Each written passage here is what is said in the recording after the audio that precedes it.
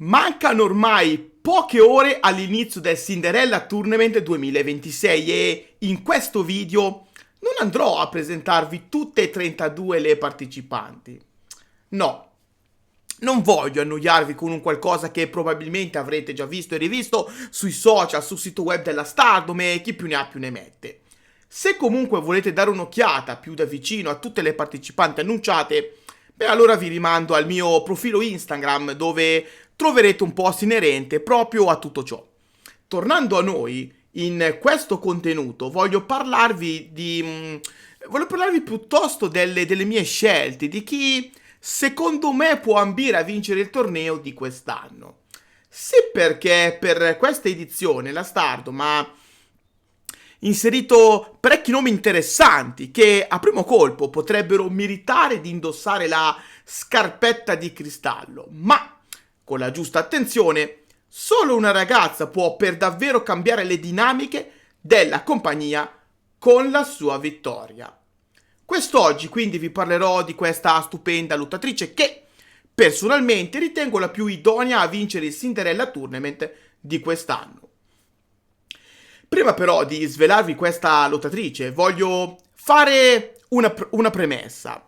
Quando ho pensato a lei, l'ho fatto tenendo conto di un qualcosa che per me sarebbe giusto tenere presente, o che comunque mi auguro che anche la Stardom tenga presente. Ho pensato che la vincitrice possa venir costruita come possibile contendente di Konami per All Star Grand Kingdom. Ma non solo, direi anche come colei che effettivamente può, per davvero, mettere fine al regno di Konami. La mia teoria dunque potrebbe tranquillamente andare a farsi benedire se la Stardom non dovesse pensare alla vincitrice come la sto pensando io, insomma. Ma bando alle ciance, perché direi che è ora di svelare il nome che, a mio modo di vedere, è quella con le più concrete possibilità di vittoria. Sto parlando di Hanan, che credo fortemente essere il nome più hot dell'intero torneo. Hanan ha già vinto il Cinderella Tournament nel 2024 e a All Star Grand Kingdom di quell'anno aveva cercato di catturare proprio la White Belt ai danni di Saori Anou, ma purtroppo per lei fallì l'assalto al titolo che rimase nelle mani di Saori. Hanan però non si diede per vinta e sul finire dello stesso anno riuscì a conquistare la Goddess of Stardom Tag League insieme a Saya Iida.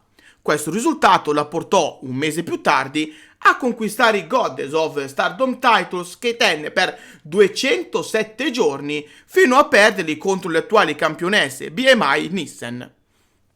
Una volta persi quei titoli, la carriera di Hanan iniziò a subire parecchi rallentamenti.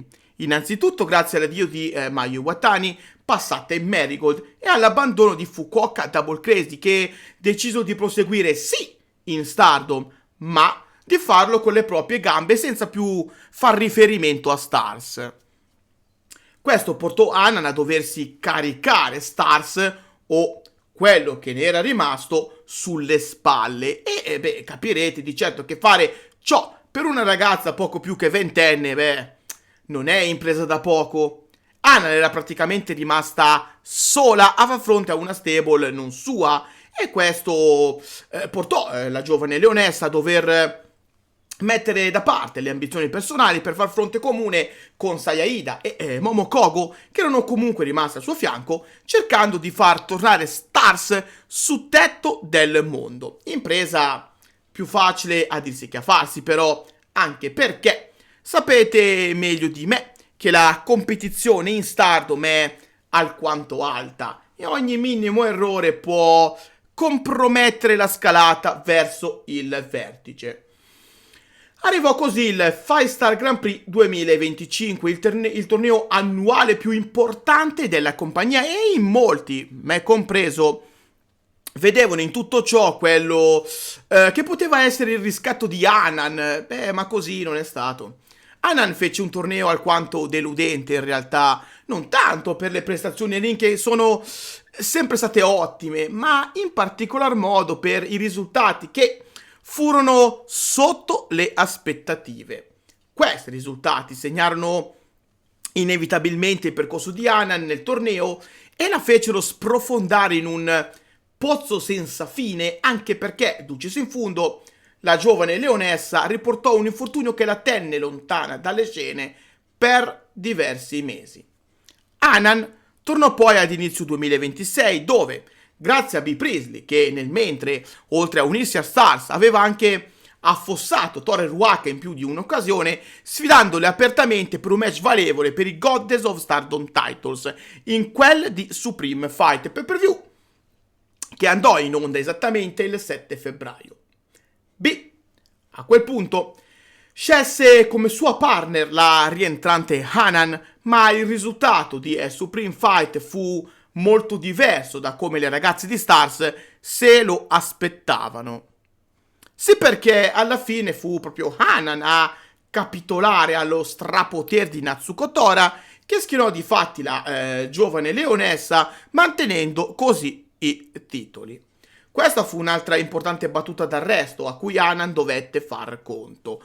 Ecco perché, a mio avviso, se davvero la Stardom vuole iniziare a puntare su di lei come la nuova Ace, allora la vittoria del Cinderella Tournament 2026 è cosa buona e giusta. Più di una volta Hanan si è ritrovata a dover far fronte a dinamiche di cui probabilmente non era pronta e le aspettative intorno a lei si erano fatte più pesanti di quanto una ragazza poco più che ventenne poteva sopportare. Sì, perché la partenza di Mayu Iwatani ha fatto sì che le aspettative intorno a lei diventassero opprimenti. Tutti si aspettavano che da un momento all'altro lei diventasse la nuova Mayu Iwatani, che andasse a coprire quel vuoto lasciata dalla Stardom Icon, ma così giustamente non è stato, anche perché Mayu Iwatani non è diventata la leggenda che conosciamo da un giorno all'altro. Ha fatto gavetta, è cresciuta, ha vinto, ha perso, ha sbagliato, è caduta, si è rialzata, ha vinto di nuovo, insomma, ha avuto tutto il tempo del mondo per diventare ciò che è ora. Hanan invece tutto questo tempo non l'ha avuto. È stata catapultata nel mondo dei grandi troppo presto, senza che nessuno effettivamente le avesse insegnato a vivere in quel mondo, senza che nessuno le avesse insegnato ad essere una leader. Il percorso di Hanan in Stardom è un qualcosa di estremamente affascinante, per certi versi magico. Hanan ha debuttato nel 2017 a 13 anni e si è costruita praticamente da sola grazie al duro allenamento, la passione per questa disciplina e al talento naturali che in pochi possiedono. Sì, perché puoi allenare le abilità sul ring, puoi allenare le abilità al microfono, ma il talento non puoi allenarlo. O ce l'hai o non ce l'hai, e Hanan ce l'ha. E come se ce l'ha? Hanan è una delle ragazze più talentuose che abbiano mai calcato il ring della Stardom. Hanan è nata per questo, Hanan è nata per essere una wrestler, Hanan è nata per essere una leader, per essere la futura Ace. Ha solo bisogno di tempo per far esplodere definitivamente tutta la sua bravura.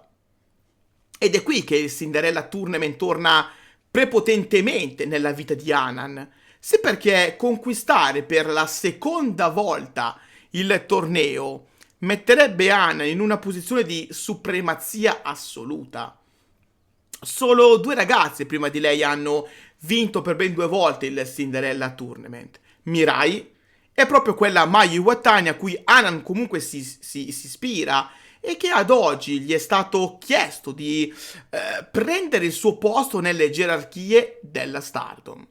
Quindi, a mio avviso, vincere per la seconda volta il Cinderella Tournament per Hanan è un passo necessario per iniziare il percorso che la porterà definitivamente ad essere conosciuta come una delle più grandi lottatrici nella storia della compagnia.